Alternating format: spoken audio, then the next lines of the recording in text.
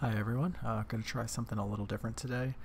Instead of the normal matchup review VODs I've been doing recently, I'm going to try and do a new deck overview. Um, we'll be doing a couple review VODs soon. I have ones for Doomsday and TES lined up that I think are pretty good.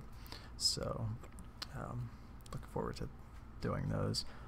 Um, but for today we're going to go over a new list I've been running for, I guess, a little under a week. It's funny, the way that this actually originated was just through seeing a couple of Twitter posts about Pokepile, and then the specific post that really got me to do it was a post from Ali that said he was going to try Stifle in lands builds, given that it had a history of showing up from time to time in depth shells, which was my thing for a long time. I love that bug depths list before the meta and new printings kind of passed it by to a certain degree. So it kind of gave me the urge to play some of my old favorites in Stifle and Flusterstorm. So kind of as a joke, I threw a list together that had 4 Stifles, just so I could stifle people in a depth shell and have some fun as a change of pace. And obviously once I'm throwing blue into a list, I'm throwing Flusterstorms into them, so I threw a couple of Flusterstorms into the sideboard, and just thought it would be kind of a running joke. But as I started to play it, the list actually was pretty good. I mean, it became obvious that like 4 Stifles is not somewhere you want to be in a depth shell, so I trimmed to 3 and then trimmed to 2. But yeah, the list has been performing at over 80% so far. I think I've been playing it for like 5 or 6 days, and I already have 4 5-0s. So just it's been forcing me to take a closer look at what's going on here, to see if there's actually something here. You never know with these sort of things. There's definitely some Brewer's advantage going on, where people are probably not playing around Stifles or Flusterstorms out of like mana confluence go situations that you probably lose that edge over time, or if the list ends up getting posted at some point. People just have a lot more information, but it's doing well enough, and it shored up a couple of the shakier matchups for depths in ways that makes me think that it may have a bit of staying power in certain metas, at least anyway. So there's a lot going on here. For the old school bug depths list that I used to run all the time, that had a Mox Diamond mana base and 28 lands, so the mana was much smoother in that list. It had 20 black sources and then 15 green sources, 14 blue, whereas Turbo it's basically obviously meant to win the game faster, so it's only running like 15 green sources and 16 black sources. This has 17 green sources and 18 black sources, and then 13 blue on top of that. So the hard part about trying to put blue cards in the turbo shell are there's just not enough slots to make your mana consistent. I mean, as black-green, it's bad enough as it is. I guess it's probably just easier to look at the list. So you're basically, all of these depth shells start off with 4 depths, 4 stage, 4 Urborg, so you're already eating 12 slots before you can start to get into green or blue sources. And the turbo shells are running Spirit Guides and Petals that are one-shots on top of that. And then you have utility lands between Ghost Quarter, Steppe, Karakas, Bog, so there's just very little space. So if you want to have a fetch land mana base, you're kind of locked into having a relatively low number of any off color. So if you can't really run Mox Diamond, which I don't think you can unless you're running 26 to 28 lands, which Turbo can't afford to do, or you're running and Mox Diamonds, you can't really run I don't really think you can run Mox Diamonds in this meta anyway without some sort of draw engine or loam engine, since Oko just incidentally just removes it off the board. So if you can't run Mox Diamonds and you can't run extra lands, there's just not enough space to make a fetch land mana base that works for a turbo shell. There was one list that tried it a while ago. It was a list by Rodrigo Tagores, and the way he made this work was literally just put 2 blue duals into the sideboard and an extra fetch into the main, but that still only gets you to 10 of each, or your 10 blue sources, and you're in situations where you might be using like a tutor to get a blue source, which it's okay, but I didn't like the amount of sideboard space. This was at a time when like Diabolic Edict or Liliana's Triumph were big in the meta, but I didn't like the amount of space that was used in the sideboard on lands, so I wasn't really a huge fan of that. So that leaves us in a spot where the only way to get a good amount of mana sources across 3 colors is to do something crazy like this with the tri-land, or with the rainbow lands. There are really tri-lands in this list because currently, as constructed, it's basically a bug turbo list right now. There are no red or white cards, but this, without making any changes at all, this deck could easily support red and white cards. There's 15 white sources in the deck and 13 red sources. So things definitely could be considered, anything from like Deafening Silence to Hydroblast, Pyroblast, Boil, Ancient Grudge. I've even talked to a couple of people about like a Thud out of the sideboard for certain matchups.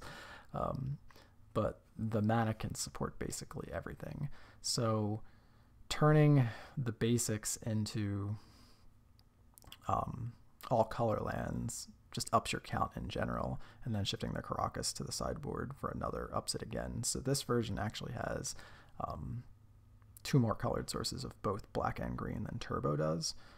And one of the biggest issues with Turbo hands are basically mulls to non-functioning mana, because, you know, like I said earlier, with all of the stages, depths, Urborgs, like you're just going to see a lot of hands that don't have green mana, or don't have the appropriate mana. And this is 2 sources of each better than that version, so you're going to have a little bit less mulling on that front. So there's a few other minor upsides to having this kind of mana too, in that, one, it's just Submerge is a heavily played card in the format right now. A couple of the best decks in the format, and Rogue Delver and Pokepile, have that as one of their primary sideboard cards, and it's a legit 5 casting cost answer versus this deck. There's no situation where that will ever be turned on, unless for some reason we decided to stage a Forest and then didn't use the staged combo. But short of that, it's just never going to be turned on except as a 5 casting cost spell, which matters in this meta a lot. Another minor consideration is that having 9 permanent mana sources of green and blue can come up in matchups like lands, and certain other matchups. Turbo only has 4 fetchable lands, so if they get Wasteland End or Ghost Quarter going, you can literally be out of fetchables very quickly in a matchup like that. And here you still have a decent number of lands. There are clearly drawbacks too. One is that you lose a lot of shuffle effects, so you can't really run Sylvan Library like some Turbo lists run. Obviously, the lands have their various drawbacks, like Gemstone Mine with the counters, and Mana Confluence and City of Brass with the damage and life loss. My experience so far is that just hasn't come up. Like, it's just so easy to replace your lands between the 5 Crop Rot effects, between Reclaimer and Crop Rotation, and the fact that they can all become, well, all of them besides City of Brass can become effectively pain-free or counter-free swamps with Urborg. So all in all, it's just been effective, and I haven't been taking on average more than, say a damage or 2 in any given match, and it hasn't come up where I've died because of the additional damage, and I haven't lost a Gemstone Mine that I didn't want to lose yet anyway. So there's also some marginal benefit that you lose from deck thinning over the course of a match. 1 or 2 fetches in a long match, it matters on the margins. But there's upsides on that too, like having more actual lands to draw in the slower matchups or the control matchups matters for Sylvan Safekeeper, where you actively want to have additional lands in play. to protect it, or you want to draw an additional, if you're attacking through Quaddles with an Oko on board, and you just need a steady stream of lands to make sure you can push through. That's a benefit there. It's also a benefit to get in this particular version where you want to have combo plus something, whether that's Stifle or Flusterstorm or Crop Rotation for Step or whatever. So there is added benefits to actually being able to draw the land. So I think it's marginal. Like, I don't think the thing actually outweighs the minor benefits of having the additional lands to draw to. So that's the weird mana to make Bug work as a turbo shell. And I guess the real question is all of that worth it for the cards that we're getting? So to me, having run a lot of both of these cards in Bug Depths, if I could have figured out how to run them successfully before, I would have, because I think they do carry their weight and then some. Stifle to me has always been a better variant of Pithing Needle. You don't necessarily want them in high numbers because you can't be proactive with it, and it can't be cast off the colorless Urborg like on curve with like a Urborg Needle Wasteland Depths Hexmage kind of scenario. So you definitely don't want to go one way or the other because they both have edges in certain scenarios and matchups. But Stifle is just so good in other spots. Like, even if you want to consider like the Wasteland Rug matchup, like if you can stifle their first fetch activation or even their second activation and can keep them off Dreadhorde for a turn or two, that's enormous, because that's one of the fastest ways to lose that matchup is to let them get an active Dreadhorde. So it works there. Obviously it works versus their Wastelands. It's a little bit worse in that it's sometimes you kind of walk into daze if you're trying to combo and stifle their Wasteland in the same turn. So it's not perfect, it has issues there, but it's definitely functional in the matchup. But where it really shines is in the matchups where Needle has close to no text. One in particular, one that's been coming up a lot recently, is Doomsday. Doomsday is had a lot of players flock to it, and it's had a lot of success in tournaments. And you're really kind of confined to naming their cyclers, either the Edge Autumn or the Street Wraith or fetch lands, and that is not where you want to be against that deck. That deck can win through that very, very easily, unless we get lucky. Whereas Stifle is actually it occasionally will have you win the game text, depending on how their pile's set up. If you can stifle the Thassa's Oracle, even just setting them back off fetches early is pretty big. Where a good chunk of the games that I lose to Doomsday are the hands where they can just fire off a quick Doomsday, like Ritual Doomsday or Petal Doomsday on turn 2, those kind of things. And then even if they have to wait a turn, they can often kill you before you get an attack in. And for Turbo, you're kind of limited to like hope and pray mechanics. So for Turbo, you're like, okay, well, maybe I can Surgical and shuffle their deck, or maybe I can Crop Rotate for a Ghost Quarter, and maybe they don't have 2 blue after I Ghost Quarter one of their lands. Here, it's just a much better tool. You have an additional piece of interaction in Stifle, and hopefully you can clear out the counter magic with Duresses or Thoughtseize or whatnot. I also have Wasteland here, which is a big upgrade over Ghost Quarter, and that ties in with the Stifle. So not only is the Stifle like better in a lot of the combo matchups than the Needle is, it also allows us to do something that Turbo just can't do, which is play Wasteland main. The reason Ghost Quarter's in the main of Turbo is because we have 4 Pithing Needle, and a huge chunk of the time Needle is just coming down and naming Wasteland. So against a deck like Delver, that doesn't really matter. Like if you turn off your own Wasteland and their Wasteland, okay, that's great.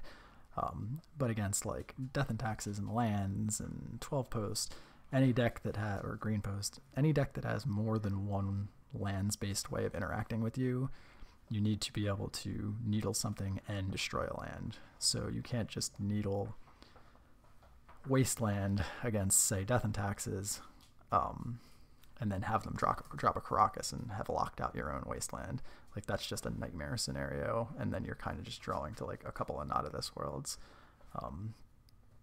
pre-board, or maybe Sylvan Safekeeper post-board, but it's just not a great spot. So you kind of need Ghost Quarter to navigate your needles. And then in this case, between the Knot of the Swords that we already have and then the 2 additional Stifles and only having 2 needles, it's pretty free. So we can kind of name what we want to name. So we can name Karakas and we still have Stifles and Tutors for Wasteland to get around their Wasteland, or we can name Wasteland and we still have the Stifles and Knot of the Sword to get around the Karakas. It's much less tied in. You're going to see less needles, and it's more flexible in your outs if you do end up in a situation where you have to name Wasteland. And the massive upside to that is obviously Ghost Quarter has drawbacks, so giving Death and Taxes an additional plains or giving lands an additional forest lets them do things like crop rotate. Even if they only had the Karakas up or something, even if you do it across phases, so even if second main you Ghost Quarter their Karakas to make sure they can't float mana to the end step, they still get a replacement plains and could plow. And same thing with lands, they would still get a replacement forest and could crop rotate into another problematic land. So having Wasteland that can actually just take people off the appropriate mana period, and just not give them outs across phases is just a huge upgrade on that front against the fair matchups. And then Stifle is just a huge upgrade versus things like Doomsday, and the other various Storm decks too. Like obviously Stifle's not great versus Ant, but Ant's not heavily played. Stifle is very good versus TES. So just some upgrades in some harder matchups while having somewhat similar functions in others. So I think Stifle is an upgrade over the 3rd and 4th needles, or at least over the 3rd needle. I could see a scenario where maybe it goes to 1 again like Bug did, but so far 2 has been very good in this current meta. So it allows both of those changes, and Stifle is very important, but the monster card that you get from making this change and adding the blue is Flusterstorm. Flusterstorm is just so good across so many matchups. Obviously it's great for like some of the decks that I had some of the harder matches with or have had issues with, include Doomsday, but also like the Bant Omnitel list has been kind of an issue because they're bringing in plows, and they also have they can just kill you at any moment with like their Omniscience lines off show and tell, and Fluster kind of just shuts those down to a huge degree, and it just gives you an overload of disruption against them that we just didn't have previously. And same thing with Doomsday. It's just just a massive amount of disruption between 8 discard spells, Wastelands, Stifle stacking their fetches, Flusterstorm, and a quick combo. So we're putting them in situations where they have to be able to answer what we're doing, but we have stack-based interaction that can fight the top of their deck. So traditional Turbo's hitting them with discard spells and a quick combo, but if the right cards come off the top of the deck, you're just going to lose. So Doomsday comes off the top of Doomsday, you just lose. If a Tutor or Ad Nauseam comes off the top of the TES player's deck, you just lose. And in this scenario, that's not the case. We have a decent amount of stack-based interaction on top of the traditional disruption that it's just hard to describe how much better that situation is. And on top of that, the Flusterstorm has really, really good value in a lot of fair matchups too. If you're playing any shell that's running Assassin's Trophy that plans on trying to get you that way, it's great versus those shells. It's not hard to engineer situations where you just try and wait out some of the control decks, and when they go to make a play, you set up lines where you have 2 to 3 spells that you can play back to back to back. So like say against a Swords to Plowshares based control shell, they try to make a play for Noko or whatever they go for. And you try to like say Surgical their plows, and they respond. You Crop Rot for the last piece of the combo. Maybe they respond, maybe they don't. But either way, you've built up a bunch of Flusterstorm count, and then you just push everything through. You get your Tutor through, you remove some of their answers, that kind of stuff. Or if they just tap low, just set up an engineer scenario where you can just fluster the Swords to Plowshares or whatever their answer is to. So it's a super flexible card, unlike a lot of the other options that we would have in Turbo, where more recently 2 to 3 of those slots would have been taken by something like Mindbreak Trap. And Mindbreak Trap is just really, really narrow. So like it's great against like the TESs of the world, and in certain other spots, but against some of the combo matchups where you would really, really want a card like that to have impact, you know, Omnitel can, unless they're doing like a shared summons line, can relatively easily play around that. Sometimes even when they are, Doomsday can easily play around a Mindbreak Trap if they expect it at all. And obviously it has no value at all in like the control matchups and some of the slower matchups. So, you know, it's like a hammer and a handful of matchups, but it's not nearly as versatile. And I like, one of my hallmarks from my old school Bug Depths list is I like cards that are as versatile as possible. I don't really want to be running cards that are like specific to 1 or 2 matchups.